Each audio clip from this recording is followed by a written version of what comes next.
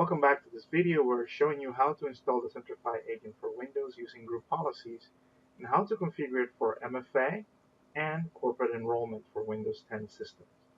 In the previous video, we actually went through a checklist where we verified that all the components are in place.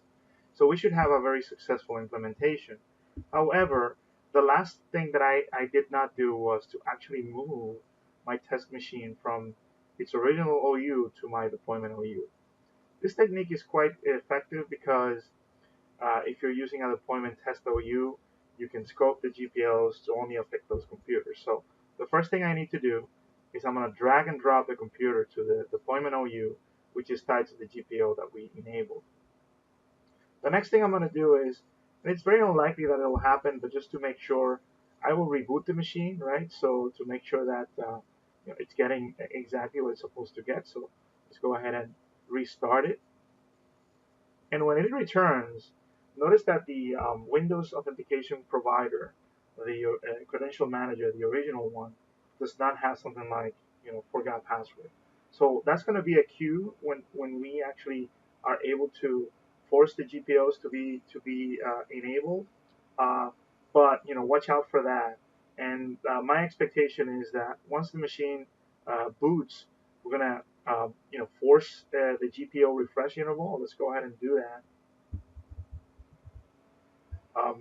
And after that, that will trigger the installation. So we're gonna quickly go ahead and verify that first we don't have any Centrify software loaded in the machine, and then we're gonna run gpupdate.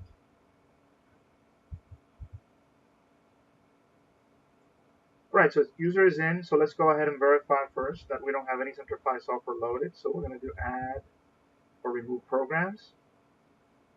So it's going to bring up this applet. And if you look in here, there's no Centrify software loaded here. So we're past the C, so this is a clean system. So what we're going to do is we're going to do a gpupdate forced.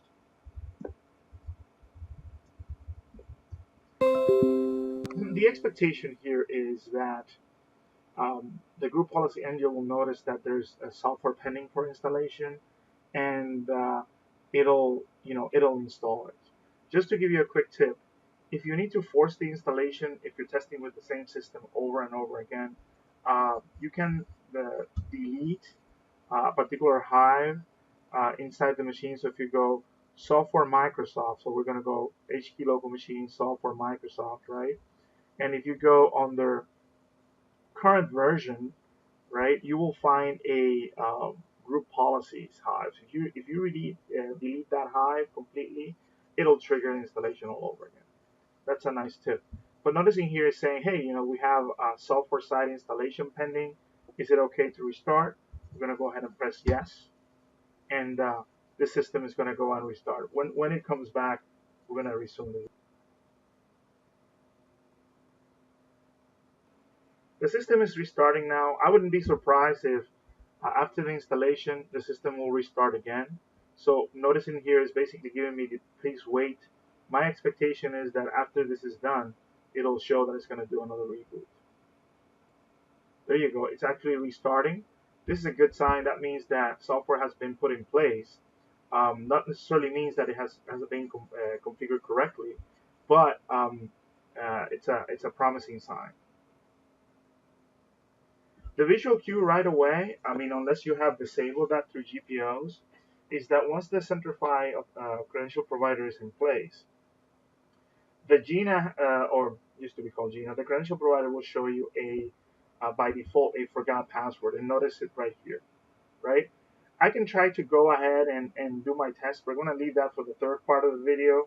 But let's go ahead and verify that the software is in place. So we're going to log in with the user is supposed to skip.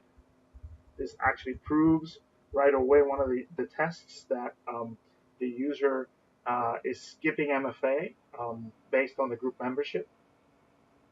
So once it's actually up and running, we can actually run the troubleshooter as well to make sure that this is very healthy. Right, so it's logged in. The very first check that I typically like to do is the PKI test, because if PKI is in place, pretty much everything flows from there. So I'm going to open the certificate snap in. My expectation here is that one of the Windows GPOs that we deployed was actually the GPO for deploying a trusted CA. So my expectation is that if I go into the Trusted Blue Certification Authorities, I will see a certificate for the particular instance that I'm working with, right? That's actually good.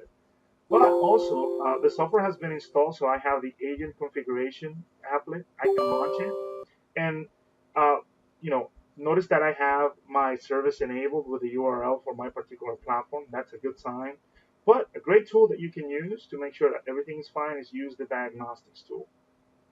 So the diagnostics will go through all the system checks that we actually fulfilled through our checklist, right? So this looks like a great installation. So just a quick test. We're going to have a video with all the tests, but need to make sure that my user is able to log in with MFA. So we designated a user called Lisa, and Lisa lives in a group. If I go to my staff, she lives in a group. Let's see, where's my staff? And find Centrify. So these Centrify MFA users, right? And Lisa lives here. The reason why Diana was not challenged is because she's a rescue user. So here we're already testing some of the use cases, but let's make sure that Lisa can satisfy MFA. We're going to have our trusted iPhone on the side here to make sure that we can show you on the screen. So bear with me a minute. So we are going to do the screen mirroring here. And we're going to switch to Lisa, and she's going to type in her password. And notice that it's connecting to the authentication service. I have several methods that are enabled with this one. I'm going to do the SMS test, so that way I can bring up my iPhone. I already got the text here. Notice that I got the code, but who wants to do that? I'm just going to click on the URL. I'm going to click approve. And there you have it. The code is injected automatically, right? So not only we have proven that rescue users are not challenged from FA, we have proven that also a users that are supposed to be challenged with MFA can actually log in. So in the next video, we're gonna basically go through other testing, and we'll go from there.